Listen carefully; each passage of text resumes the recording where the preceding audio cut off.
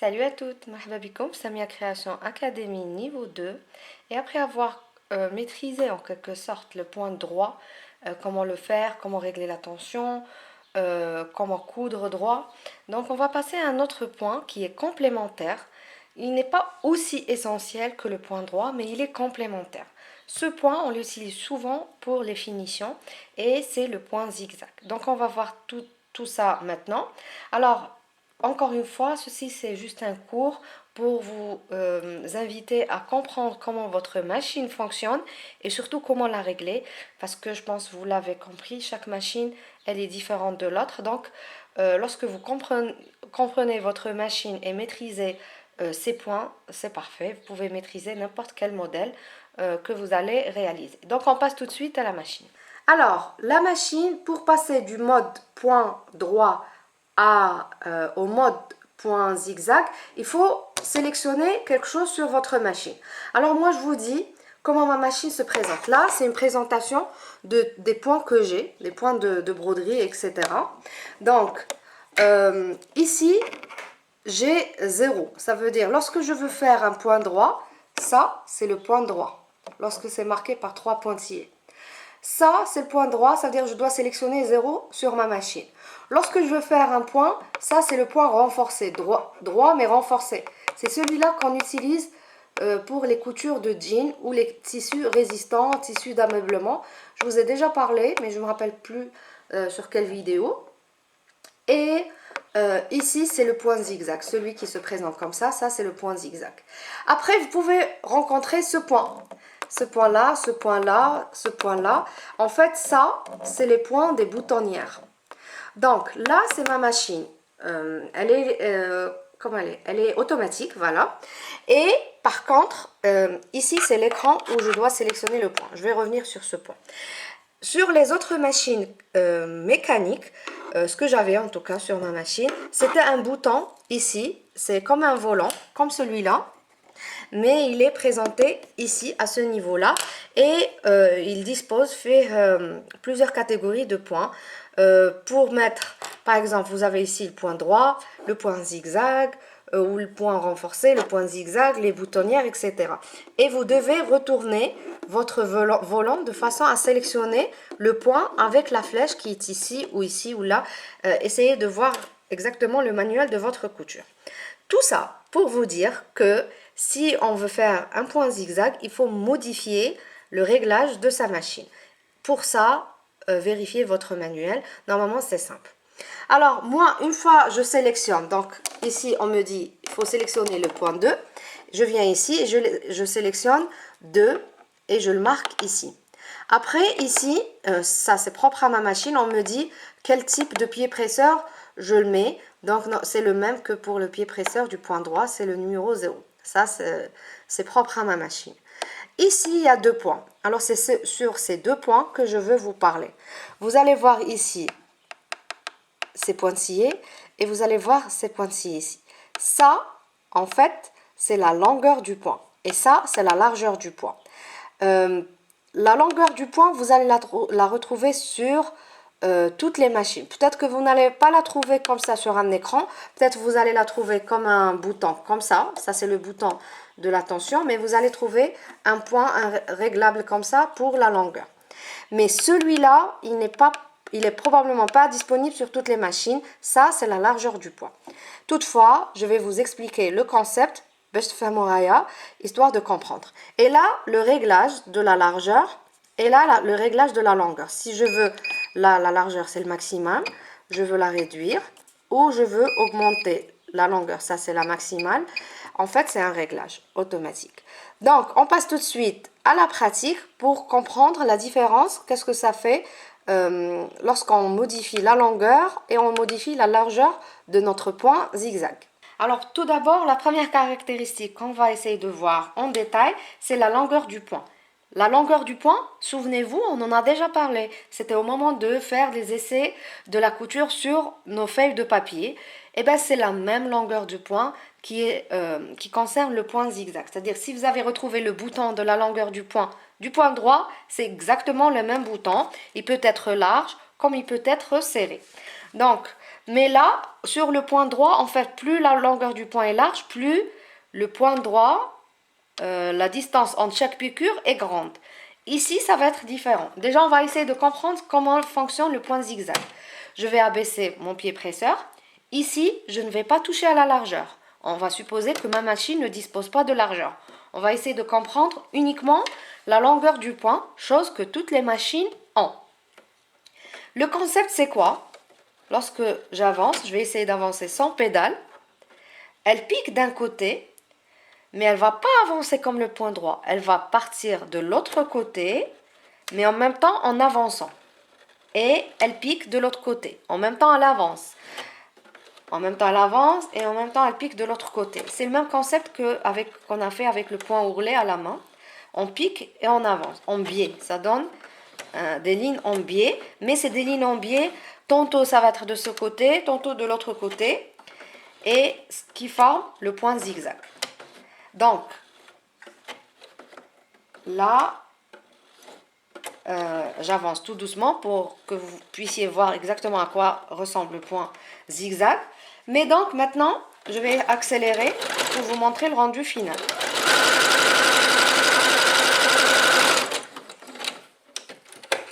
Je coupe les excédents.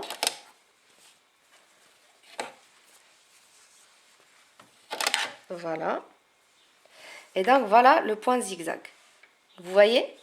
Tantôt, alors, elle pique ici, puis elle avance, puis elle pique ici. Puis elle avance, puis elle pique ici. Puis elle avance, elle pique ici, et ainsi de suite. Donc là, c'est le point zigzag. Mais là, ça, c'est juste une taille. Un dessin, un motif du point zigzag. Il existe plusieurs modèles de points zigzag. Tout dépend si on peut régler la longueur et si on peut régler la largeur. Maintenant, on va modifier uniquement la longueur. La longueur du point zigzag, c'est quoi en fait? C'est cette distance entre ce point et cette distance entre ce point et ce point. Donc, là, la longueur, c'est la moyenne. Ça, c'est moyen. Non, ça va. Ça, c'est la plus grande sur ma machine. Donc, cette distance de ce point à ce point, elle est grande. C'est la même de ce point à ce point. Et la même de ce point à ce point, et la même de ce point à ce point. Donc, si on va réduire la longueur du point, on va avoir des points zigzags, mais plus courts. Je vais essayer avec la plus petite, ou plus petite que celle-ci. Allez, on va avancer sur du 3. Et vous allez voir. Vous voyez la différence? C'est plus serré. Cette distance de là à là, c'est la même que celle-là, mais elle est plus courte que celle-ci. Ça, c'est un point plus réduit. Et plus je tourne, en fait, je modifie la longueur de mon point, plus je joue, en fait, sur cette longueur. Maintenant, on va comprendre un deuxième concept. Et celui-là, peut-être que vous ne l'avez pas sur votre machine. Essayez de lire attentivement le manuel. C'est la largeur du point zigzag. La largeur du point zigzag, c'est quoi? On a vu que cette distance de ce point à ce point, ça c'est la longueur. En fait, la largeur, c'est quoi? Je vais le mettre avec le stylo. Peut-être que ça sera plus clair.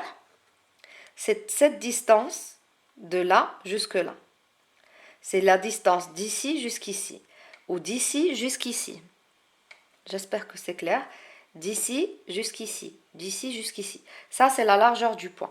Donc là, je vais vous faire le maximum que je peux modifier sur la largeur de mon point. Encore, si vous avez une machine mécanique et qu'elle dispose de la largeur du point, vous allez trouver le même concept que pour la longueur, un rouleau ou un réglage de point. Donc, vous voyez, elle part d'une extrémité à l'autre, mais c'est ce passage d'une extrémité à l'autre qui est plus large que la précédente. Donc, voilà le point de plus près. C'est juste le tissu qui est froissé. Donc, la distance de là jusque là, en fait, elle est plus grande. Donc, plus vous réglez cette largeur, plus vous obtiendrez quelque chose de plus large ici. Plus vous réglez la longueur, vous allez obtenir quelque chose de plus grand ici. Alors maintenant, on va essayer de comprendre quand est-ce qu'on va utiliser le point zigzag? Alors tout d'abord, on peut l'utiliser comme ça, comme décoration. Par exemple, sur la bordure d'une robe, puis j'ajoute une perle ici, une perle ici, une perle ici. Ça donne des idées. Et plus vous jouez avec la longueur et la largeur de votre point de zigzag, plus vous allez avoir un choix de modèle.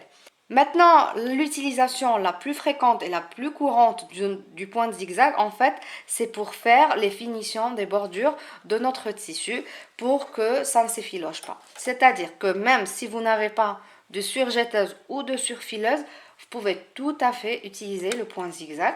Avant de commencer, j'ai réglé la longueur de mon point et la largeur de mon point au point du milieu.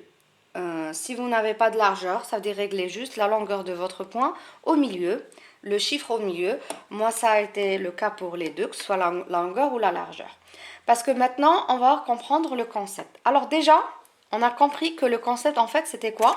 C'était l'aiguille passe de ce côté, ensuite passe de l'autre côté. Ensuite, elle pique de ce côté, ensuite elle pique de l'autre côté, et en même temps, elle avance. Maintenant, le concept, lorsqu'on veut surfiler les extrémités, c'est de coïncider la position de l'aiguille. Là, elle est là. Elle est là.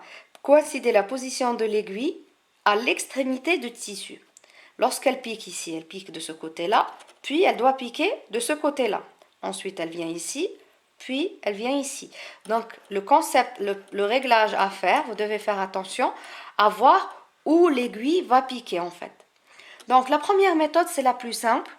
Et pour ça, on va essayer de régler le tissu, c'est-à-dire positionner le tissu de façon à ce que l'aiguille pique à peu près à 2 ou 3 mm des bordures. Donc, vous allez voir modifier juste comme ça, voir où est-ce que votre aiguille va piquer. Je vais recommencer. Je vais faire ça. Avancer dans le vide. Là, elle est de ce côté-là. Donc, je vais voir où est-ce qu'elle pique ici. Je tourne avec ma main et je vois l'aiguille, où est-ce qu'elle va descendre.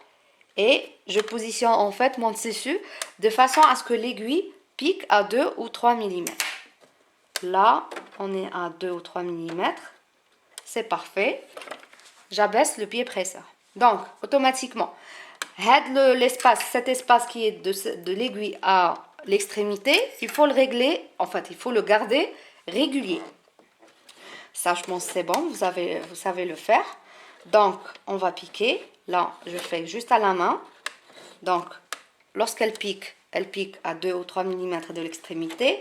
Puis, elle revient de l'autre côté. Puis, elle avance. Elle pique à 2 ou 3 mm. Donc, le but, c'est quoi? C'est d'avancer tout en réglant en gardant cet espace de 2 ou 3 mm. Je vais accélérer. Si vous avez peur, avancez tout doucement. Ou carrément, faites-le avec la main, comme pour le premier entraînement du point droit.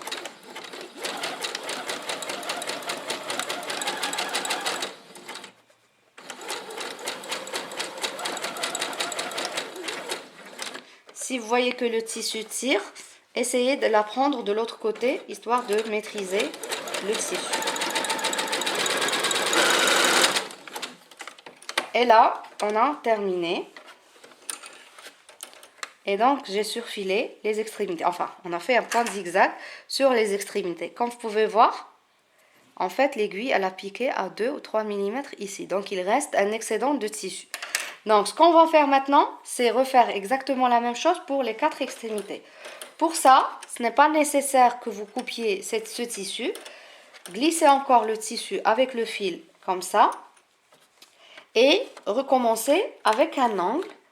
Et toujours, je vais voir où est-ce que l'aiguille pique. C'est parfait. Et je continue.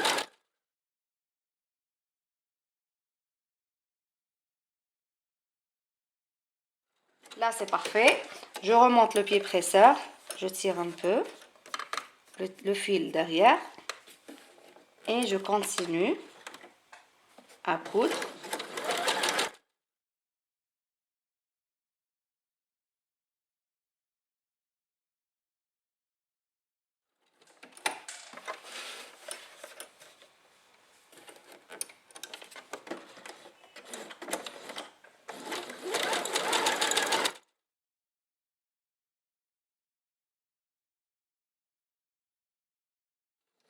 il faut que les lignes se croisent.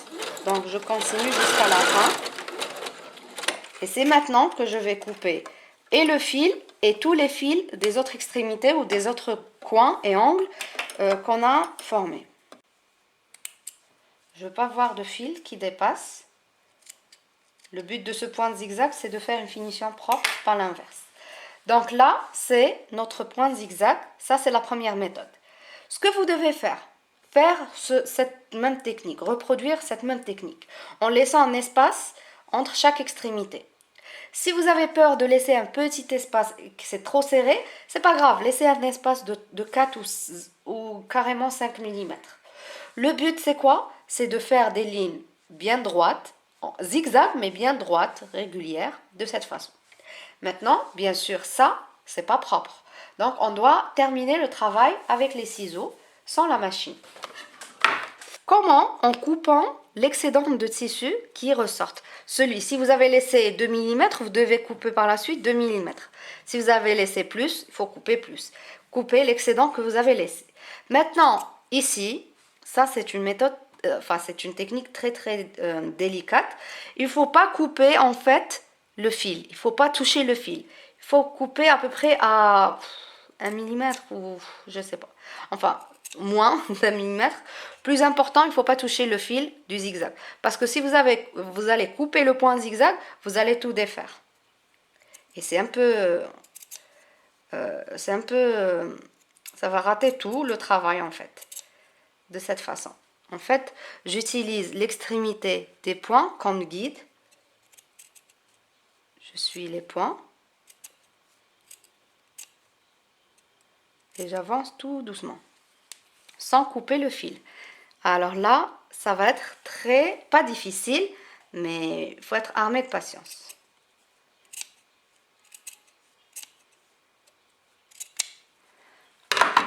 Vous voyez, je vous montre de plus près. J'ai pas coupé le point zigzag. Il faut pas couper le point zigzag. Je vais vous conseiller quelque chose. Lorsque la machine pique ici, elle va former un point, un trou. Puis lorsqu'elle va piquer de l'autre côté, elle va former un point, un trou également. Suivez les trous pour couper. Ça va être votre guide. Donc je vais continuer la même chose avec les 3 autres extrémités. Donc voilà, le premier essai, le premier travail est fait, je l'ai terminé. Donc, ce que je vais vous demander de réaliser, vous devez reproduire exactement la même chose. Vous voyez comme c'est net, il n'y a pas de fil qui dépasse, il n'y a rien du tout qui dépasse. Et en même temps, il n'y a pas de couture zigzag que j'ai coupée par erreur. Donc, si vous coupez par erreur, je vais vous demander de refaire. Donc, je veux des extrémités bien nettes, bien régulières. Je ne veux pas de lignes comme ça ou des lignes comme ça. Je veux des lignes bien droites sur les extrémités du tissu. Bien sûr, déjà, la condition pour avoir la ligne droite, c'est d'avoir déjà le tissu qui est coupé droit au départ. Donc, voilà le premier essai. Une fois ce premier essai fait, on va faire la deuxième méthode tout de suite. Maintenant, le deuxième travail que vous devez faire, c'est la deuxième méthode du surfilage des extrémités. Pour ça, on va prendre l'extrémité comme ça. À la différence de la première méthode, on ne va pas laisser de 1 ou 2 mm ou 3 mm ou 5 mm, ce que vous avez laissé sur la précédente, mais on va surfiler exactement un ras. Donc, sur cette méthode, elle est mieux, elle est meilleure que la première du côté du gain de temps. C'est-à-dire, on ne va pas faire le point zigzag puis couper les extrémités. Par contre, elle est plus délicate, mais vous devez l'essayer. Hein. Donc, toujours les points, la longueur du point au milieu, si vous avez la largeur du point, également au milieu. Et on va commencer. Donc, rappelez-vous, le point zigzag, il pique d'un côté, puis il pique d'un autre côté. Puis il avance d'un côté, puis de l'autre côté, etc. Lorsque sur la première méthode, on a modifié la position de l'aiguille pour qu'elle pique à 2 ou 3 mm de l'extrémité. Maintenant, on va essayer de positionner le tissu de façon à ce que l'aiguille pique à l'extérieur, juste à l'extérieur de l'extrémité. Pas trop loin de l'extrémité, mais juste à l'extérieur de l'extrémité. Donc c'est pour ça que je vous ai dit que c'était un peu délicat. Là, je vois la position de l'aiguille. Là, elle pique sur le tissu. Donc, je ne veux pas ça. Je vais ressortir un peu le tissu de cette façon. Là, elle pique à vide. Donc, de ce côté, elle va piquer exactement ici, à l'extrémité. Puis, je pique comme ça. Puis, à l'autre extrémité, elle va piquer, bien sûr, sur le tissu. Donc, je vais avancer tout doucement.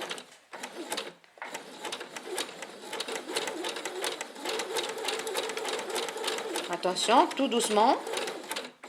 Si vous avez peur, avancez juste avec le volant, avec votre main. Mais j'ai besoin que vous vous entraîniez avec la pédale.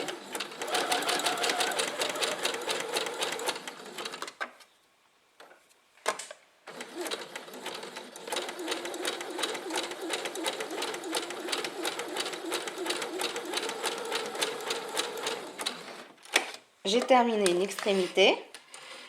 Vous allez voir ce que ça va donner. Allez, ça va. Voilà. Vous voyez, vous n'avez pas besoin, désolé, ça zoome pas, voilà. On n'a pas besoin de couper l'excédent. Alors cette technique, elle est vraiment très pratique. Donc vous allez faire exactement la même chose sur les 3 extrémités restantes. Alors voici le rendu final. Donc logiquement, je ne vais pas couper les extrémités vu que je n'avais pas besoin parce que tout simplement, je n'ai pas d'excédent. Alors honnêtement, cette méthode, elle est vraiment très pratique. Mais bien sûr, essayez de les faire les deux, que ce soit la première ou celle-là, pour essayer de voir celle qui vous convient le plus. Donc voilà, ce que surtout je ne veux pas voir. Je ne veux pas voir de fil qui dépasse, que ce soit sur ce travail ou n'importe quel autre travail. On va s'habituer, essayer de vous habituer dès maintenant à couper les excédents de fil juste après l'opération. Ensuite, je ne veux pas voir de lignes courbées ou pas droites, ou bien toutes ces lignes droites, mais la quatrième en biais. Ça, je ne veux pas voir. Si vous avez ça, vous devez refaire. Donc pour ça, je vous ai dit, il faut couper déjà à la base un carré bien régulier et bien sûr faire des points de zigzag réguliers. Donc si je prends la première méthode et la deuxième, on va les comparer. On va comparer les extrémités. Ça donne la même chose, sauf qu'avec cette méthode, on a perdu un peu plus de temps. Sur ce morceau de tissu, vous allez me dire, oui, c'est 2 minutes, mais lorsque vous avez une robe très longue ou une robe du soir, ou là vraiment, vous allez sentir le poids de ce point de zigzag. Alors, bien sûr, il y a un autre point, c'est que le premier carré, il est plus petit que le deuxième. Voilà, il est plus petit vu qu'on a coupé de l'extrémité. Donc ça, c'est le premier essai et ça, c'est le deuxième essai. Alors, j'ai besoin que vous notiez sur le tissu méthode 1 et là, vous marquez méthode 2 pour que je fasse la différence au moment de la correction. C'est pas encore terminé, il reste encore un petit travail à faire. Souvenez-vous, ça c'est le travail qu'on a fait sur la couture ouverte. On avait fait ça, on a dit que c'était la couture ouverte, puis on a refermé et on a dit que c'était la couture couchée. Gardez ce projet, ajoutez un deuxième, exactement la même chose. On va faire pour une couture ouverte, on va faire la finition d'une couture ouverte et on va faire la finition d'une couture couchée. Donc, pour faire les finitions de la couture ouverte, il faut prendre, là c'est la couture ouverte, il faut prendre une seule extrémité comme ça, juste l'extrémité, retourner tout de l'autre côté et placer uniquement cette couche de tissu à l'extrémité du pied presseur et faites votre point de zigzag habituel.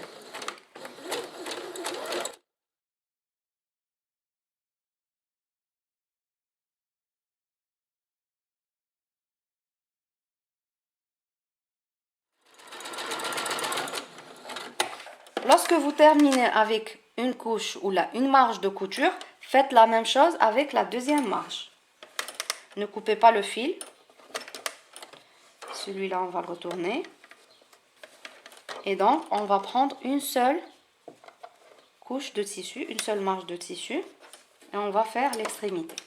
Alors là, j'ai choisi la deuxième méthode parce qu'elle est plus rapide.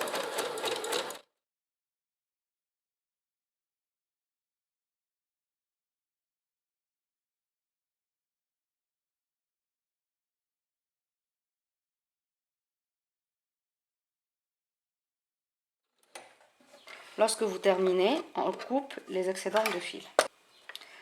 Si malgré ça, vous allez voir des fils qui dépassent, vous pouvez juste les couper. De toute façon, sachez que c'est les derniers fils que vous allez voir dépasser parce qu'il y a le point de zigzag qui protège. Donc ça, c'est votre exercice de la couture ouverte.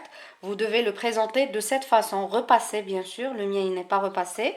Repasser avec un point de zigzag sur cette extrémité et un point de zigzag sur la deuxième extrémité. Maintenant, on va faire les finitions du point de la couture couchée. La couture couchée, comme je vous ai dit, elle a la particularité que les deux marges de couture sont rassemblées d'une extrémité. Pour ça, je ne vais pas prendre une marge, faire le point zigzag puis la deuxième. Je vais les rassembler ensemble, les deux, retourner le tout et passer les deux en même temps avec le point de zigzag. Exactement de la même façon, sauf qu'ici, on a deux couches de marge de couture.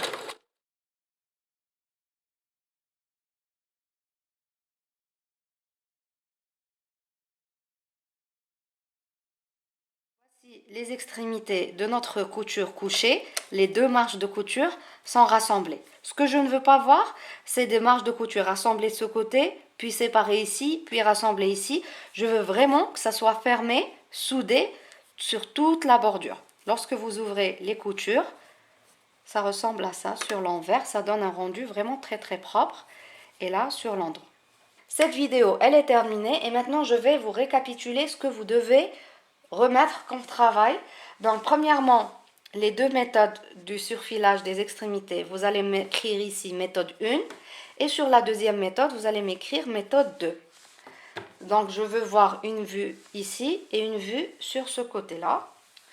Et pour les coutures ouvertes, je veux voir des coutures ouvertes bien repassées. La mienne, elle n'est pas bien repassée. Enfin, elle n'est pas du tout repassée.